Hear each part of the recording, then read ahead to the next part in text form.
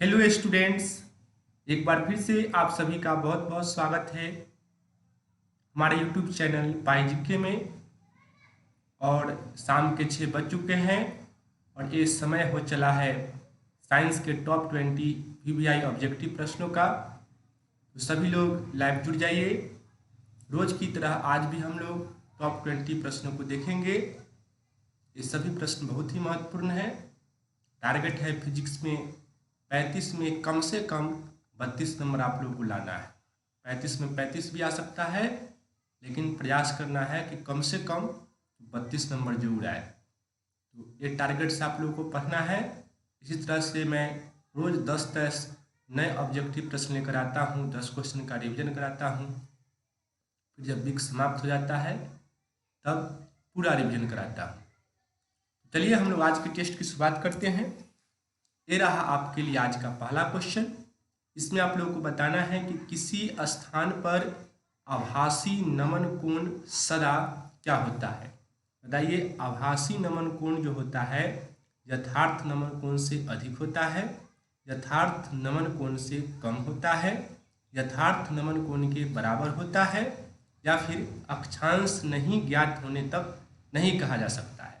बताइए, आभासी नमन कोण क्या होता है।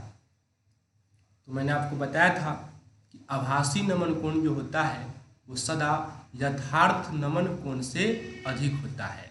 आपको याद रखना है, आभासी नमन कोण कौन चीज, आभासी यानी कि काल्पनिक नमन कोण, इसका मान जो होगा वो हमेशा बराबर होगा किससे, यथार्थ। यथार्थ के मतलब ओरिजिनल, वास्तविक नमन कोण के मान से। ये आप लोगों को यहाँ से याद रखना है। चलिए बढ़ते हैं हम लोग अब दूसरे प्रश्न की तरफ। दूसरा प्रश्न है, चुंबकीय नमन का मान शून्य होता है। बताइए, चुंबकीय नमन का मान कहाँ पर शून्य होता है। चुंबकीय निरक्ष पर, ध्रुव पर, 45 डिग्री उत्तरी अक्षांश पर, या फिर 45 डिग्री दक्षिणी अक्षांश पर। जल्दी से कमेंट कीजिए आंसर। जो भी लोग इसका आंसर दे रहे हैं ऑप्शन नंबर ए, उनका आंसर बिल्कुल सही है। ए यहाँ पर राइट आंसर होगा। चुंबकीय निरक्ष पर, चुंबकीय निरक्ष पर चुंबकीय नमन का मान हमेशा शून्य होता है। अब ये रहा आपके लिए क्वेश्चन नंबर 3। इसमें आप लोगों को बताना है कि शैथिल प्रदर्शित करते हैं। बताइए, शैथिल कौन प्रदर्शित करते हैं। प्रतिचुंबकीय पदार्थ, लौह चुंबकीय पदार्थ, अनुचुंबकीय पदार्थ, या फिर इनमें से कोई नहीं। जल्दी से आप लोग का आंसर आना चाहिए। बहुत ही आसान क्वेश्चन आप लोग के मोबाइल स्क्रीन पर, जल्दी से कमेंट कीजिए। जो भी लोग इसका आंसर दे रहे हैं ऑप्शन नंबर बी उनका सही है। शैथिल जो है वह लौह चुंबकीय पदार्थ प्रदर्शित करता है। आप लोग पढ़े होंगे कि चुंबकीय पदार्थ 3 प्रकार के होते हैं। चुंबकीय पदार्थ जो होते हैं वो कितने प्रकार के होते हैं, तो 3 प्रकार के होते हैं। इनका नाम यहाँ पर लिखा हुआ है। एक में है यहाँ पर प्रतिचुंबकीय, उसके बाद 2 में अनुचुंबकीय, और 3 में आपको याद रखना है लौह चुंबकीय। इन तीनों में से सबसे अच्छा चुंबकीय पदार्थ कौन होता है, ये होता है लौह चुंबकीय। तो जो ज़्यादा अच्छा होगा चुंबक के लिए वही शैथिल प्रदर्शित करता है। ये आप लोग को ध्यान में रखना है। तो इस प्रकार से बी इस सवाल का करेक्ट आंसर रहा। अब आप लोगों के लिए है क्वेश्चन नंबर 4। बताइए, द्रव और गैस क्या नहीं हो सकते। लौह चुंबकीय पदार्थ नहीं होते, प्रतिचुंबकीय पदार्थ नहीं होते, अनुचुंबकीय पदार्थ नहीं होते, या फिर निर्वात के सदृश चुंबकीय आचरण करते हैं। तो अगर आपको लौह चुंबकीय, प्रतिचुंबकीय और अनुचुंबकीय का एग्जाम्पल याद है तो आप आसानी से बता दीजिएगा। आप पढ़े होंगे कि प्रतिचुंबकीय पदार्थ जो होते हैं वो तीनों हो सकते हैं, ठोस, द्रव, गैस, तीनों हो सकते हैं। अनुचुंबकीय भी द्रव गैस हो सकता है, केवल लौह चुंबकीय ही ऐसा पदार्थ है। आप पढ़े होंगे कि इसका एग्जाम्पल होता है इस्पात, इसके बाद इस्पात के बाद होता है निकेल, फिर निकेल के बाद होता है कोबाल्ट, और कोबाल्ट के बाद होता है लोहा। तो ये चारों जो है लौह चुंबकीय पदार्थ हैं, और इसमें से कोई भी द्रव और या फिर गैस आपको नहीं दिख रहा है, इसलिए ए सही आंसर होगा। आपको ध्यान में रखना है लौह चुंबकीय पदार्थ कभी भी द्रवित अवस्था में या फिर गैसीय अवस्था में नहीं होते हैं। ए यहाँ पर इस सवाल का सही आंसर रहा। अब आपके लिए है क्वेश्चन नंबर 5। इसमें आपको बताना है कि निकेल है, बताइए निकेल क्या है, प्रतिचुंबकीय, अनुचुंबकीय, लौह चुंबकीय या फिर इनमें से कोई नहीं। अभी तुरंत मैंने लिखा था एग्जाम्पल, जल्दी से कमेंट कीजिए। ये तो बहुत आसान होगा, मैं उम्मीद करता हूँ जो भी लोग इसका आंसर देंगे सबका सही होगा। तो निकेल क्या होता है? निकेल होता है लौह चुंबकीय पदार्थ। मैंने अभी अभी 4 एग्जाम्पल लिखा है, इस्पात, इस्पात के बाद निकेल, और निकेल के बाद कोबाल्ट, और कोबाल्ट के बाद लोहा। ये चारों के चारों जो है कैसे पदार्थ हैं? लौह चुंबकीय पदार्थ है। और इस बात को ही आपको याद रखना है, इस बात को ही इंग्लिश में हम लोग क्या कहते हैं? स्टील कहते हैं। तो स्टील का बर्तन आप लोग यूज करते हैं, वह हिंदी में उसी को क्या कहते हैं? इस्पात कहते हैं। ये भी आपको ध्यान में रखना है। अब बढ़ते हैं क्वेश्चन नंबर 6 की तरफ। इसमें आप लोगों को बताना है कि कुछ पदार्थों की आपेक्षिक चुंबकशीलता 1 से कम है, उनकी चुंबकीय प्रवृत्ति क्या होगी? बताइए। धनात्मक एवं बड़ी होगी, धनात्मक एवं छोटी होगी, शून्य होगी या फिर ऋणात्मक होगी? सभी लोगों का आंसर आना चाहिए, जल्दी से कमेंट कीजिए। बहुत ही आसान क्वेश्चन, सभी लोगों को नोट्स में यह सब क्वेश्चन दिया हुआ है, आप लोग याद जरूर किए होंगे। कमेंट कीजिए जल्दी से क्या होगा सही आंसर इसका। जिनको भी लग रहा है इसका आंसर होगा ऑप्शन नंबर डी, उनका सही है, ऋणात्मक होगी। मैं यहाँ पर समझाता हूँ, आप लोग ध्यान से समझने की कोशिश कीजिएगा। एक तरफ मैं लिख रहा हूँ यहाँ पर आपेक्षिक चुंबकशीलता, आपेक्षिक चुंबकशीलता, और दूसरी तरफ मैं लिख रहा हूँ चुंबकीय प्रवृत्ति, चुंबकीय प्रवृत्ति। तो ये जो चुंबकीय प्रवृत्ति है वो आपेक्षिक चुंबकशीलता पर डिपेंड करता है, ठीक है।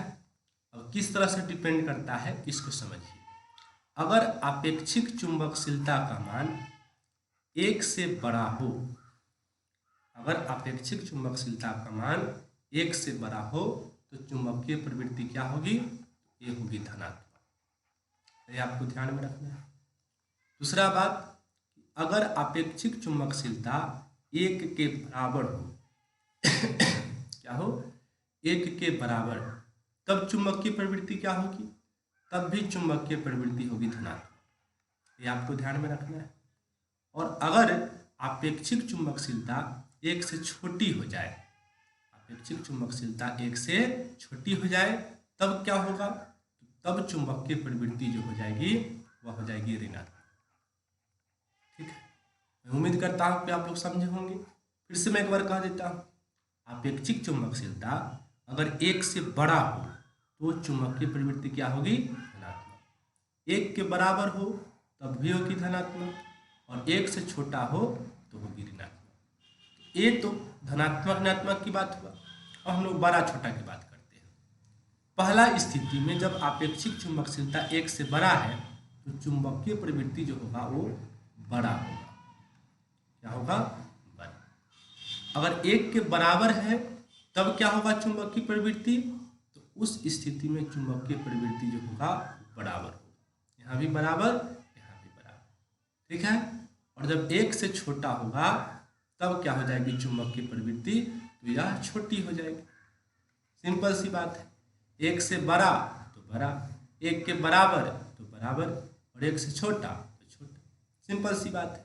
तो मैं उम्मीद करता हूँ कि आप लोगों के दिमाग में इतना बात अच्छी तरह से चला गया होगा। अब हम लोग क्वेश्चन नंबर 7 की तरफ चलते हैं। इसमें आप लोगों को बताना है कि किसकी चुंबकशीलता अधिकतम होगी। जल्दी से बताइए। एकदम थोड़ा सा भी दिमाग अगर आपके पास है आप सही बना दीजिएगा। दिमाग लगाइए। अनुचुंबकीय की ज़्यादा होगी, प्रतिचुंबकीय की होगी, या फिर लौह चुंबकीय की होगी, या फिर किसी की नहीं होगी? कमेंट कीजिए। जो भी लोगों को लगता है कि इसका आंसर होगा ऑप्शन नंबर सी, उनको सही लग रहा है, लौह चुंबकीय की। लौह चुंबकीय की चुंबकशीलता अधिकतम होती है। आप क्रम से याद रखें, लौह चुंबकीय की चुंबकशीलता सबसे अधिक होगी। किसकी? लौह चुंबकीय पदार्थ की। ये सबसे अधिक, दूसरा नंबर पूछा जाएगा तब आपको क्या बताना है, अनुचुंबकीय। अनुचुंबकीय पदार्थ की चुंबकशीलता लौह चुंबकीय से कम होती है, और सबसे कम किसकी होती है, ये होती है प्रति चुंबकीय। ठीक है, अगर कम पूछे तो आंसर प्रति चुंबकीय, और अधिक पूछे तो लौह चुंबकीय। मैं उम्मीद करता हूं कि यह क्वेश्चन भी आप लोग को याद हो गया होगा। इसी बात पर क्वेश्चन नंबर 8 का आप आंसर दीजिए। प्रति चुंबकीय पदार्थ की चुंबकीय प्रवृत्ति कितनी होती है, बताइए। धनात्मक और 1 से छोटी होती है, धनात्मक और 1 से बड़ी होती है, ऋणात्मक होती है, या फिर शून्य होती है। जल्दी से कमेंट कीजिए। प्रति चुंबकीय पदार्थ की चुंबकीय प्रवृत्ति कितनी है?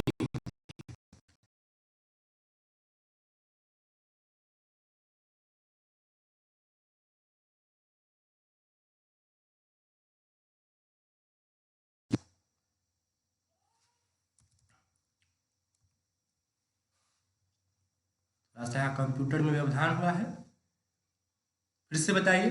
प्रति चुंबकीय पदार्थ की चुंबकीय प्रवृत्ति क्या होगी? इसका आंसर होगा ऑप्शन नंबर सी, ऋणात्मक होती है। प्रति चुंबकीय पदार्थ की चुंबकीय प्रवृत्ति कैसी होती है? ऋणात्मक होती है। जो भी लोग सी इसका आंसर कमेंट किए हैं उनका आंसर बिल्कुल सही है, आप लोग को ध्यान में रखना है। यहाँ पर बीच में कंप्यूटर थोड़ा सा फंस गया था।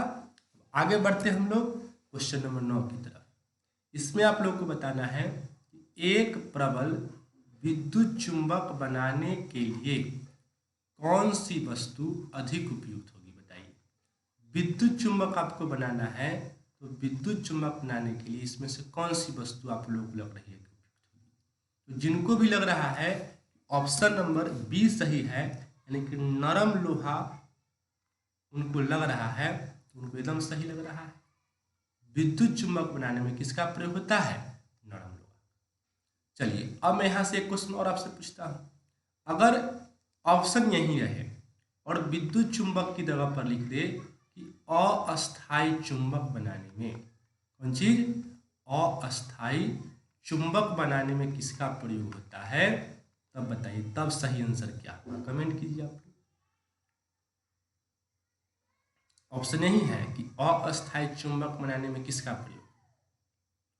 तो अगर आप लोग इसका आंसर सी कमेंट कर रहे हैं, आप बिल्कुल गलत कमेंट कर रहे हैं। मैंने यहाँ पर आप लोगों को फंसाने की कोशिश किया और इसमें से कुछ लोग फंस गए। अस्थायी चुंबक जो है वह विद्युत चुंबक को ही कहा जाता है। इसे कहा जाता है विद्युत चुंबक को। तो विद्युत चुंबक बनाने में जब नरम लोहा का प्रयोग होता है, तो अस्थायी चुंबक में भी किसका प्रयोग होगा? नरम लोहा का। तो इसका भी आंसर क्या होगा? ऑप्शन नंबर बी ही होगा। चलिए अपना अपना नाम लिख के बताइए किनका किनका गलत हुआ था। ठीक है, अस्थायी चुंबक जब पूछेगा आपसे कि अस्थायी चुंबक बनाने में किसका प्रयोग होता है, तब आपको क्या बताना है? तब आपको बताना है कि अस्थायी चुंबक में इस्पात का प्रयोग होता है। याद रखिएगा, अस्थायी चुंबक बनाने में किसका प्रयोग होता है? तो इस्पात का प्रयोग होता है। और अस्थायी चुंबक बनाने में नरम लोहा का प्रयोग होता है। और अस्थायी चुंबक को ही हम लोग क्या कहते हैं? हम लोग कहते हैं विद्युत चुंबक। तो मैं उम्मीद करता हूं कि कन्फ्यूजन अब आप लोगों का दूर हो गया होगा। इसी बात पर अब क्वेश्चन नंबर 10 का आंसर दीजिए। तांबा होता है, बताइए तांबा क्या होता है? जल्दी से कमेंट कीजिए। बहुत ही अच्छा सा ट्रिक मैंने आप लोगों को बताया था प्रति चुंबकीय, लौह चुंबकीय और अनुचुंबकीय याद करने का।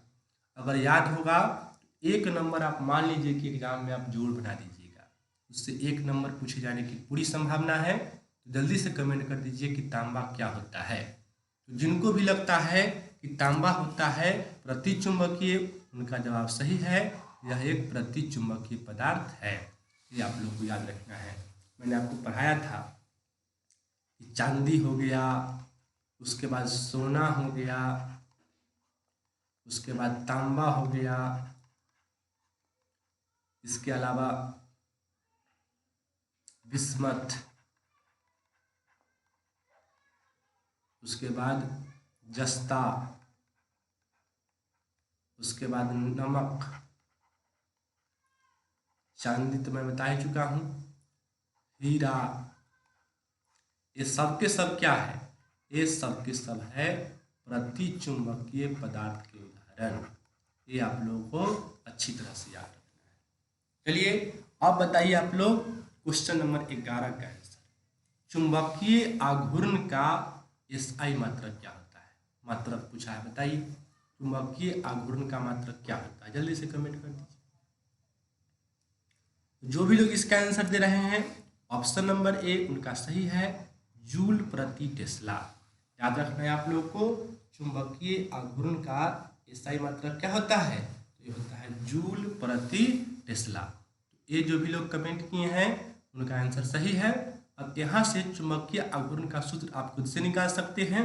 मैंने अभी आपको बताया चुंबकीय आघूर्ण का एसआई मात्रक या फिर मात्रक क्या होता है? तो चुंबकीय आघूर्ण का मात्रक होता है जूल प्रति टेस्ला। ठीक है, अब इससे अगर आप सूत्र निकालना चाहे तो आसानी से निकाल सकते हैं। आपको पता है कि जूल किसका मात्रक है? तो जूल जो है वह कार्य का मात्रक है। और टेस्ला किसका मात्रक है? तो टेस्ला जो है यह चुंबकीय क्षेत्र का मात्रक है। ठीक है, तो कार्य बटे चुंबकीय क्षेत्र, ये फार्मूला आप लगा सकते हैं और आसानी से इसको समझ सकते हैं। चलिए अब 12 का आंसर दीजिए। इसमें आप लोग को बताना है कि चुंबकीय क्षेत्र का मान घटने से चुंबकीय सुई का आवर्तकाल पर क्या प्रभाव पड़ता है? बताइए, चुंबकीय क्षेत्र का मान जब घट जाएगा तब चुंबकीय सुई के आवर्तकाल पर क्या प्रभाव पड़ेगा? तो जिनको भी लग रहा है कि ऑप्शन नंबर बी सही है यानी कि बढ़ेगा, उनका आंसर सही है। आपको ध्यान में रखना है कि चुंबकीय सुई का जो आवर्तकाल होता है, कौन चीज? आवर्तकाल, वह व्युत्क्रमानुपाती होता है। किसके व्युत्क्रमानुपाती होता है? चुंबकीय क्षेत्र। ये बात आपको ध्यान में रखना है। ठीक, आवर्तकाल व्युत्क्रमानुपाती होता है किसके? चुंबकीय क्षेत्र के। यानी कि जब चुंबकीय क्षेत्र का मान घटेगा तो आवर्तकाल का मान बढ़ेगा, और चुंबकीय क्षेत्र का मान जब बढ़ेगा तब आवर्तकाल का मान घटेगा। ठीक है, उल्टा रिलेशन है, इधर बढ़ेगा तो इधर घटेगा और इधर घटेगा तब इधर बढ़ेगा। ओके, बढ़ते हैं आगे क्वेश्चन नंबर 13 की तरफ। इसमें आप लोग को बताना है कि नमन कोण का मान उत्तरी ध्रुव से विषुवत रेखा की ओर जाने पर क्या? बताइए, नमन कोण का मान उत्तरी ध्रुव से विषुवत रेखा की ओर जाने पर क्या होगा? तो मैंने आपको पढ़ाया था कि नमन कोण जो होता है वह यहाँ ध्रुव पर 90 डिग्री का होता है। फिर मैंने आपको बताया था कि विषुवत रेखा पर 0 डिग्री होता है और फिर नीचे दक्षिणी ध्रुव पर 90 डिग्री का होता है। यहाँ उत्तरी ध्रुव से विषुवत रेखा की ओर जाया जा रहा है, ऊपर से नीचे, तो क्या हुआ होगा? आप सोच सकते हैं, घटेगा। इसका आंसर क्या हो जाएगा? घटता है। सी जो भी लोग कमेंट किए हैं वो बिल्कुल सही कमेंट किए हैं। हमेशा सब क्वेश्चन रटने वाला नहीं होता है, कुछ क्वेश्चन समझने वाला होता है, उसको आप समझने की कोशिश भी कीजिए। ठीक है, जो समझ में ना आए उसको रटने की कोशिश कीजिए, और समझ में आ रहा है तो उसको समझिए, समझ कर आंसर दीजिए, तब आपके दिमाग में वो ज़्यादा दिन तक रहेगा, नहीं तो फिर दिमाग से डिलीट हो जाएगा। चलिए अब 14 का आंसर बताइए। निर्वात की चुंबकीय प्रवृत्ति कितनी होती है? बहुत ही आसान क्वेश्चन, जल्दी से आप लोग कमेंट कीजिए, निर्वात की चुंबकीय प्रवृत्ति कितनी होती है? तो जो भी लोग इसका आंसर ए कमेंट किए हैं 0, उनका आंसर बिल्कुल सही है। निर्वात को हम लोग शून्य भी कहते हैं, इंग्लिश में वैक्यूम बोलते हैं। तो शून्य की चुंबकीय प्रवृत्ति कितनी होती है? तो ये शून्य ही होती है, ध्यान में रखना है आप लोगों को। अब है क्वेश्चन नंबर 15, एम्पियर मीटर किसका मात्रक है? कमेंट किए जल्दी से। एम्पियर मीटर जो है वह 2 चीज़ों का मात्रक है। कितने चीज़ों का? 2 चीज़ों का। एक तो है चुंबक के ध्रुव प्राबल्य का, तो जो भी लोग सी जवाब दिए हैं उनका सही है, और इसके साथ साथ यह आवेश का भी मात्रक होता है। सॉरी, आवेश नहीं होता है, मैं गलती बता दिया हूँ आपको, आवेश होता है एम्पियर सेकेंड। एम्पियर सेकेंड, तो ये गलती से मिस्टेक हो गया, माफ कीजिएगा। इसका आंसर सिर्फ ध्रुव प्राबल्य होगा। ठीक है, आवेश का क्या होता है? Ampere second. चलिए अब बताइए 16 का आंसर, चुंबकीय क्षेत्र का एसआई मात्रक क्या होता है। एक क्वेश्चन तो मैं आप लोग को कितना दिन करवाया हूँ, ये बिल्कुल गलत नहीं होना चाहिए। जल्दी से कमेंट कीजिए, चुंबकीय क्षेत्र का एसआई मात्रक क्या होता है। तो ये होता है टेस्ला। चुंबकीय क्षेत्र का एसआई मात्रक टेस्ला। मैंने आपको बताया था कि यह चुंबकीय क्षेत्र का एसआई मात्रक है। अगर यहाँ पर सीजीएस मात्रक पूछेगा तब क्या होगा, गॉस। आपको पता होना चाहिए कि चुंबकीय क्षेत्र का सीजीएस मात्रक क्या है, गॉस। और जब भी टेस्ला गॉस की बात चलती है तो मैं हमेशा आपसे पूछता हूँ कि बताइए एक गॉस बराबर कितना होता है और एक टेस्ला बराबर कितना होता है। तो लिखने में दिक्कत होगी, बोलिए आप, क्या होता है एक गॉस का मान, 10 के पावर -4 टेस्ला। और एक टेस्ला का मान कितना होता है, ये होता है 10 के पावर 4 गॉस। ये आपको ध्यान में रखना है। उम्मीद करता हूँ कि आप लोग समझ गए होंगे। और वेबर, वेबर किसका मात्रक है, तो मैंने कोडिंग बताया आपको, वेबर यानी कि देवर। और यह दिखता कहाँ से है, ये दिखता है फ्लक्स से, चुंबकीय फ्लक्स, चुंबकीय फ्लक्स, चुंबकीय फ्लक्स यहाँ पर इसका सही उत्तर होगा। और कैंडेला किसका मात्रक है, तो कैंडेला है ज्योति तीव्रता का, ज्योति तीव्रता का। ये आपको ध्यान में रखना है, कैंडेला किसका मात्रक है, ज्योति तीव्रता का। अब रहा आप लोगों के लिए क्वेश्चन नंबर 17। इसमें बताना है कि लोहे का परमाणु है। बहुत ही आसान क्वेश्चन, जल्दी से आंसर 1 सेकंड में दीजिए। तो सभी लोगों का आंसर आ रहा होगा लौह चुंबकीय, लोहा लौह चुंबकीय, 20 सही आंसर रहा इसका। अब रहा 18 नंबर क्वेश्चन, धरती के चुंबकीय ध्रुव पर नमन कोण का मान कितना होता है, बताइए।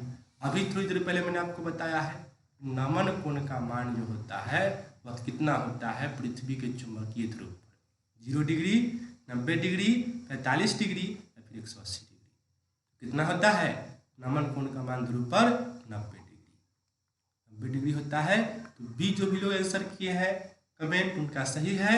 और 0 डिग्री कहाँ होता है, तो मैंने आपको बताया था कि विषुवत रेखा दे दे, विषुवत रेखा, इसी का अन्य नाम होता है भूमध्य रेखा, या फिर एक और नाम से दे सकता है चुंबकीय निरक्ष, चुंबकीय निरक्ष। इन तीनों परिस्थितियों में कितना हो जाएगा, 0 डिग्री। अब बढ़ते हैं 19 की तरफ। इसमें बताइए कि विषुवत रेखा यानी कि भूमध्य रेखा पर नमन कोण का मान कितना होता है। अभी जस्ट मैंने आपको बताया है, जल्दी से कमेंट कर दीजिए विषुवत रेखा पर नमन कोण का मान कितना होता है। सभी लोगों का आंसर आ रहा होगा कितना, 0 डिग्री। ये यहाँ पर इसका करेक्ट आंसर रहा। जो भी लोग ये कमेंट किए हैं उनका सही है।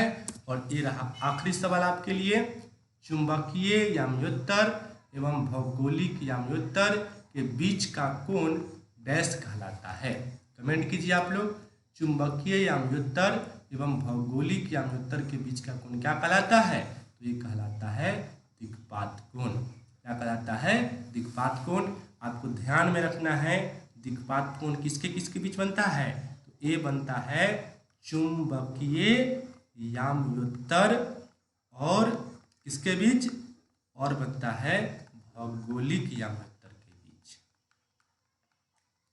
भौगोलिक याम्योत्तर के बीच। ठीक है, नमन कोण एक किसके बीच बनता है, ये भी आपको याद होना चाहिए। नमन कोण बनता है चुंबकीय क्षेत्र, चुंबकीय क्षेत्र और चुंबकीय दिशा के बीच ये बनता है। दर्शन कोण आप लोग पढ़े होंगे, आंख पर जो कोण बनता है, आंख पर किसी वस्तु द्वारा आंख पर बनने वाले कोण को दर्शन कोण कहते हैं, आप लोग पढ़े होंगे। ये हुआ दर्शन कोण।